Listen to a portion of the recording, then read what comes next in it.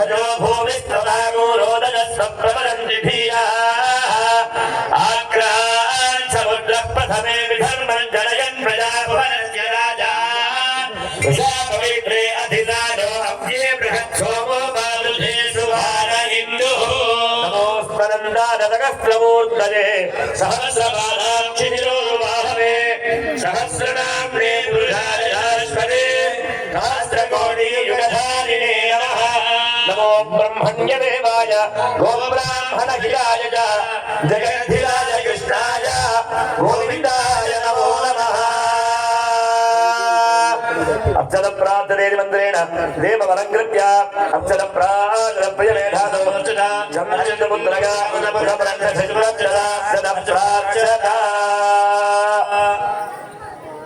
गन्धपुष्पाक्षरैः पादुकामलङ्कृत्य सुवर्णवस्त्राणि सुवर्णाभरणानि समर्पयेत् हिरण्यरूपस्थ हिरण्यहन्त्रकपालनासेन हिरण्यवर्णः हिरण्यगात्रयोरेः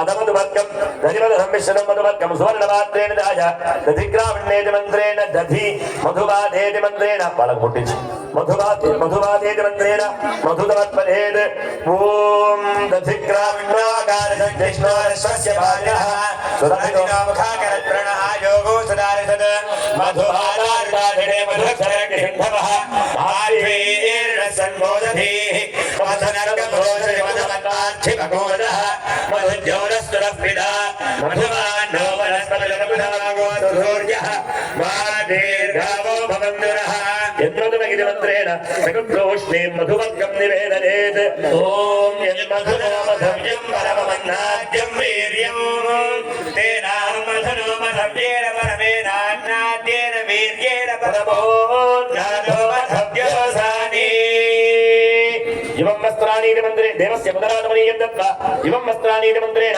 नूतन वस्त्राणि समर्पयेत् ॐ इमं वस्त्राणि विमसासाक्षे जीवोरक्षित्राप्तमहोदरः अपादिनदिमण्डदाविष्मादेन मित्रा वरुणासचेधे नूतन वस्त्राणि समर्पयेत् आ वस्त्रं अम्मवार्गुलपट्टिवेसेसि बोल गुणारंगनाथ भगवान की जय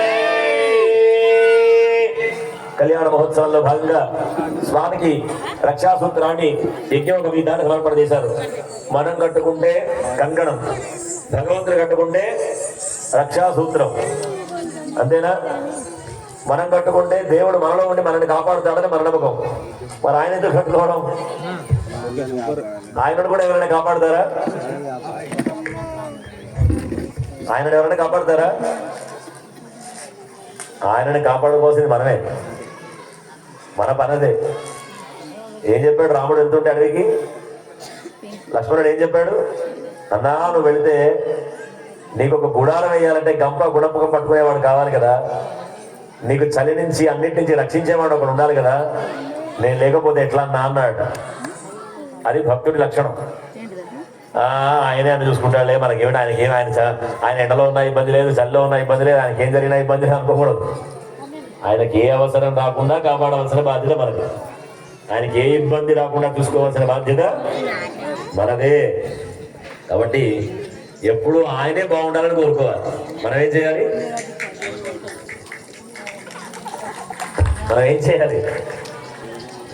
కొంచెం మనస్ఫూర్తిగా చెప్పండి. ఆయన బాగుండాలని మనం కోరుకోవాలి.